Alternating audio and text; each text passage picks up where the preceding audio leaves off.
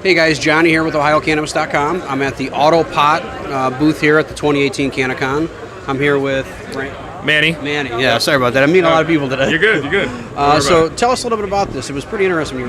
So look, the AutoPot watering system is a hydroponic system that doesn't utilize any electricity. So we're not relying on any pumps or timers. Which is the biggest fault when it comes to hydro. Precisely. So there's a lot of things, a lot of variables involved in hydroponic systems that can cause you to fail, and definitely cause inconsistencies in yield and just your, just your performance in general within your system. So this system, we're eliminating those things, but we're still retaining all the benefits of what these hydroponic systems give us, along with some additional benefits that the system provides. So the system in general is able to work off without any electricity by using gravity. So it's a gravity feed system.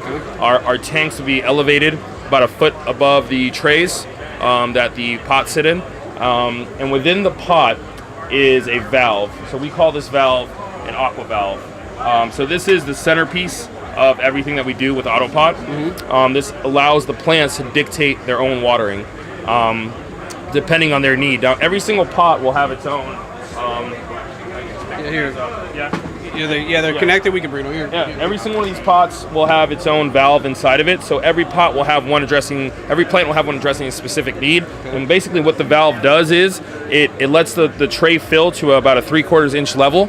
Then this float will cut it off. Simultaneously, another float comes up just to expose for air exchange. As the plant feeds, it locks closed, and now this valve won't open again until the plant has taken everything in within this tray is gone. So it's almost dried up. So it allows the plants to dictate the flow, giving us a constant feed, but we're achieving that through a passive means. Usually it's an active system, like we talk about pumps and electricity. So that's usually what we're using to attain that. Now here, we've done it through a passive means, giving us a lot more reliability, a failure rate that's almost non-existent with the system. Better efficiency too, probably, right? Absolutely. They're only taking what they need versus any extra. Correct. Like literally every drop of water that you put in the tank is going to end up in the plant. Barely anything even transpires into the air.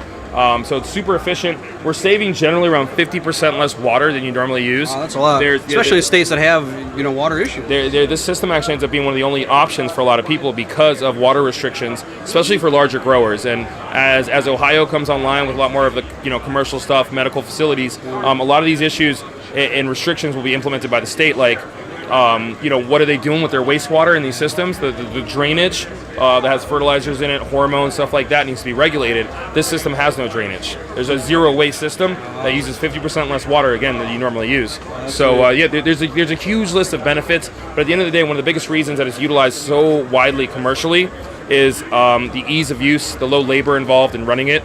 So all those things wrapped up into one kind of makes it a no-brainer as a system, especially for guys in large plant counts. But the thing is, smaller guys, growing in your closet at home, whatever you might do in your own medicine, vegetables, doesn't matter. You still get all those benefits yourself. And the cool thing is you can fill up our tank, leave the system for 5 days at a time, and 3-5 days at a time, and you're good. You can confidently leave it. So you have different sizes, like you go. So there's different sizes. So this is our largest pot. It's about 7 gallons. We call this the XL module, right? From there it goes to a 4-gallon pot, right? And these are to be used with a medium such as soil or cocoa. Correct, it's not just a straight hydro. If you find one of our booklets, they have a lot of information in, but one of the most important pages are in the back. This is a substrate list of what you want to have in here, and that's a really good point that you're making, because what you put in the pot is very important. You want to blend. It's a 50-50 blend of maybe like cocoa, perlite, cocoa, and clay pebbles.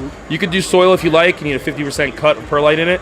Essentially, we want the wicking propities of that cocoa or soil. Cocoa's so good. I love cocoa. Yeah, that's the only thing I've used for years, right? I love it since I started using it. But and then you want the aeration, the oxygen provided by the clay pebbles, the perlite, because the system is always feeding this level of saturation there.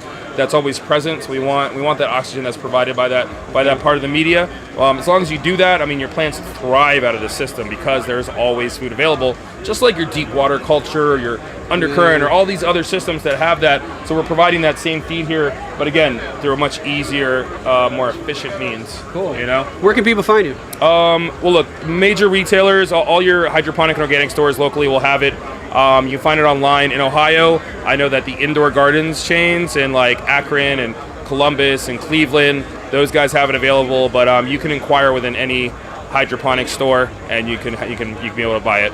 Okay, and it was AutoPot USA. Yep, you got it. Hey, man, I appreciate it. Thanks, Appreciate guys. it. Yep. See ya.